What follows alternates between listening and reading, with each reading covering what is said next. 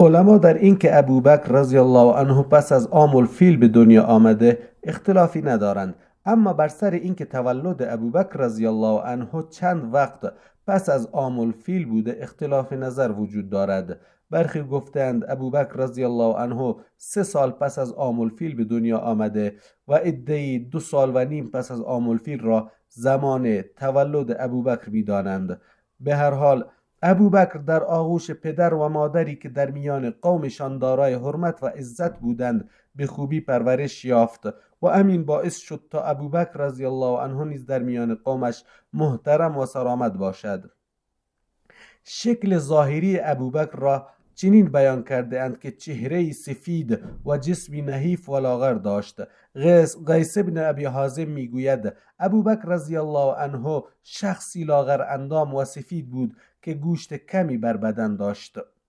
خانواده ابوبکر: پدرش عثمان بن عامر بن عمرو با کنیه ابو قحافه بود که در فتح مکه مسلمان شد. ابوبکر رضی الله عنه پدرش را در فتح مکه به نزد پیامبر صلی الله علیه و سلم برد.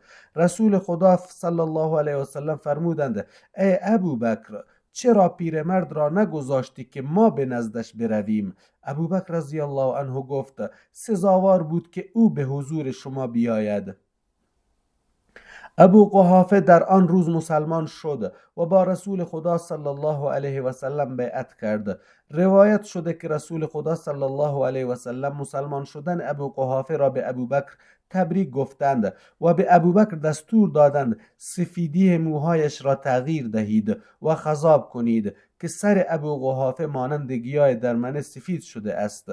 در این فرموده رسول خدا صلی الله علیه و سلم یک سنت و درس بزرگی درباره احترام گذاشتن به بزرگسالان وجود دارد که خود پیامبر صلی الله علیه و سلم نیز تصریح کرده اند که کسی که به بزرگان ما احترام نگذارد و به کوچکها مهر و شفقت نورزد از ما نیست.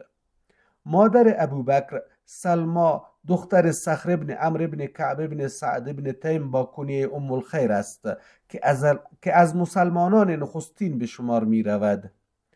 ابوبکر 4 همسر داشت که از آنان دارای 3 پسر و 3 دختر شده است. همسران ابوبکر عبارتند از قتیله دختر عبدالعزا. درباره مسلمان شدن قتیله اختلاف نظر وجود دارد. او مادر عبدالله و اسما است.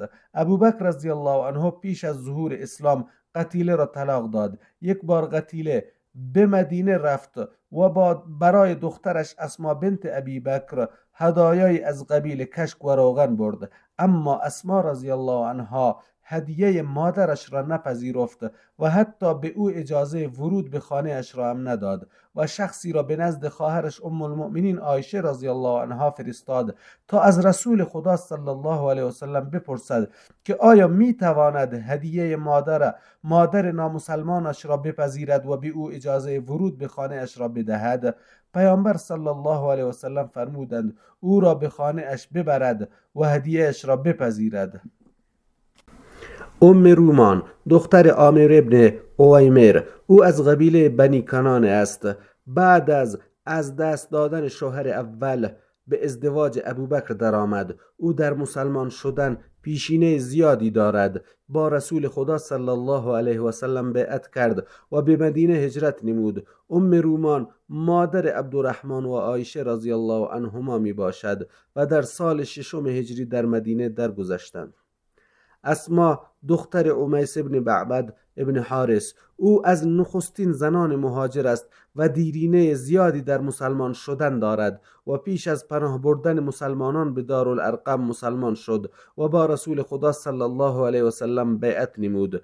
وی مادر عبدالله ابن جعفر است و به امرای شوهر قبلیش یعنی جعفر ابن ابی طالب به حبشه هجرت کرد. سپس همراه جعفر به مدینه هجرت نمود. شوهرش جعفر رضی الله عنه در جنگ موته به شهادت رسید. پس از آن ابوبکر با او ازدواج کرد که دارای پسری به نام محمد شدند. حبیبه دختر خارجه ابن زید ابن ابی زهیر، حبیبه رضی الله عنها از انصار است و خزرجی. او از ابوبکر باردار شد که پس از وفات ابوبکر دختری به نام ام کلثوم به دنیا آورد.